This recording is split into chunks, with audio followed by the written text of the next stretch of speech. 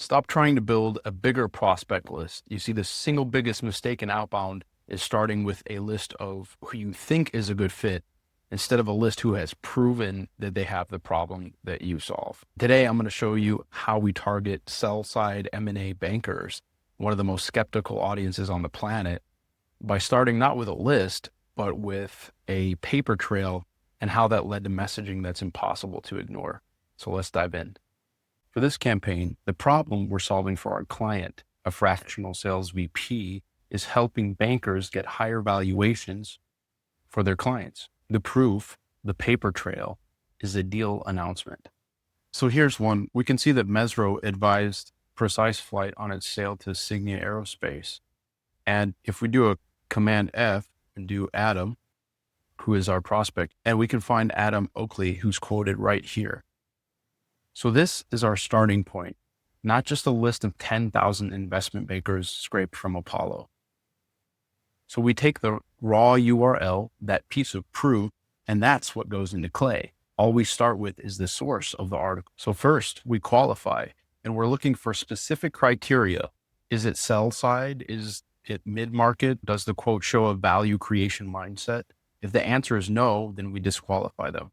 The most valuable thing we do at this stage is delete people. We're ruthlessly protective of who we're reaching out to. This is crucial.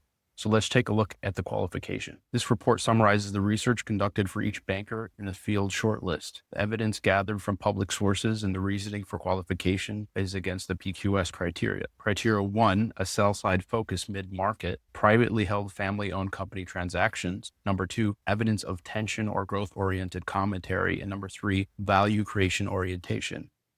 For the first prospect, George Sand, the evidence gathered at the end shows that this prospect is disqualified. And the reason is because the PQS requires a pattern of sell-side mid-market work, and the only accessible evidence is a buy-side transaction despite some value creation language. And if we look at Andrew here, we have a qualified because he's tied to a recent sell-side transaction with explicit value creation language. Now what we do is enrich. This isn't just finding an email, we're extracting strategic intelligence from the source. Pulling things like deal sector, aerospace, lighting and auction systems, third-party logistics services, the specific companies involved, the deal sponsors, Signia, Laurel, and their specific role on the deal, sell side, recap, sell side, buy side, etc. It's the raw material for crafting a message that's fundamentally different.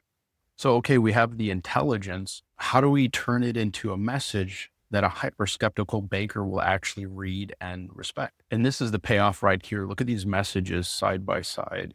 They're not the same template with different variables. For Adam, we might reference his specific deal and the value creation language he used in his quote.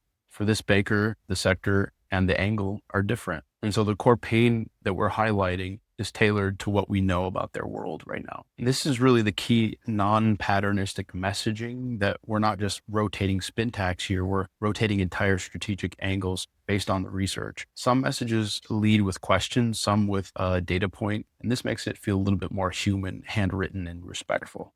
After our internal scoring matrix, here's what a final A-tier message looks like. Mission, I came across the Q-Mation recap with Halifax Group. Impressive work closing that deal, especially in this climate. Your role as the executive advisor really stood out. From what I've seen across industrial automation software deals, one theme keeps showing up. When a business is heavily reliant on the founder for sales, buyers get nervous.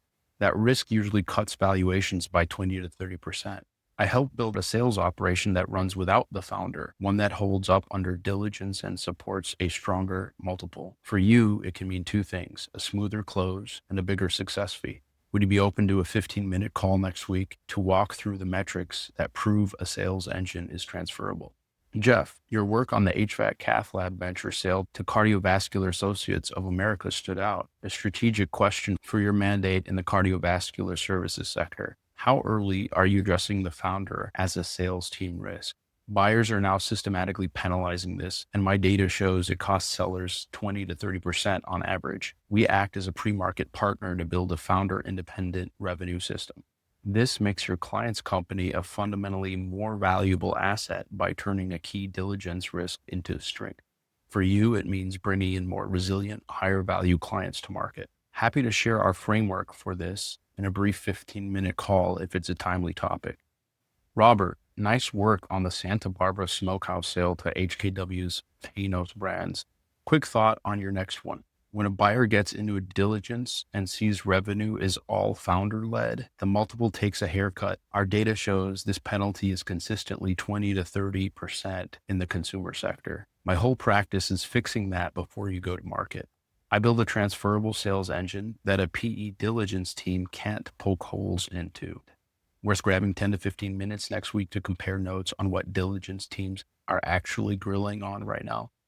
So notice what these messages do. They acknowledge their specific work and they present relevant data points and frames for our client's value in terms of the M&A outcome, a larger success fee, and make a low friction, high value ask. It's more of a peer-to-peer conversation starter than a sales pitch. So that's the process. It's about precision, respect, and relevance. And it's about doing the hard work of research and strategy up front so that when you do click send, your messages have already earned the right to be heard. If this is the level of strategic depth you believe your business deserves from an outbound partner, then I invite you to have a conversation with me. There's a link below where you can book a strategy call and we'll spend our time looking at your business and identifying the paper trail that could unlock your most valuable customers. Thanks for watching.